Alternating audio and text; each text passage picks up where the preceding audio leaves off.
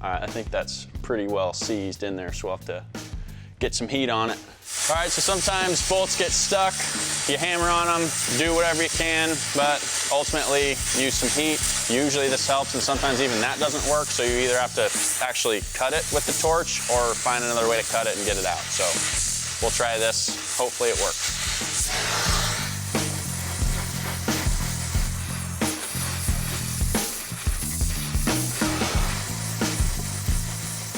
All right, Jimmy, you ready? Yep. Set, go. Yeah, that's moving. Nice. Nice.